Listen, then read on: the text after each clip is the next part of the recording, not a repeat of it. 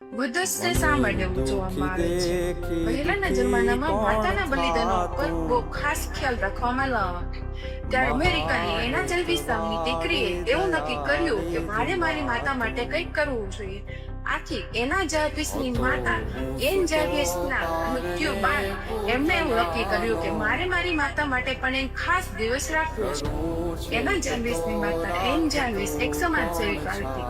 આથી એમણે નક્કી કર્યું કે માત્ર મારી માતા માટે જ નહીં પણ દેશભરની તમામ માતા માટેના બલિદાનો માટે કંઈક દિવસ હોવો જોઈએ. આથી 1908માં પ્રથમ વખત માતાના દિવસની ઉજવણી માટેનો ખાસ કાર્યક્રમ રાખવામાં આવ્યો અને 1914માં વુડરો વિલ્સન નામના વ્યક્તિએ આને પબ્લિકલી જાહેર કર્યું કે મધ્યસ્તે મે મહિનાના બીજા રવિવારે ઉજવવામાં આવશે અને આ જ વસ્તુ આખી દુનિયામાં પ્રસિદ્ધ થઈ ગઈ.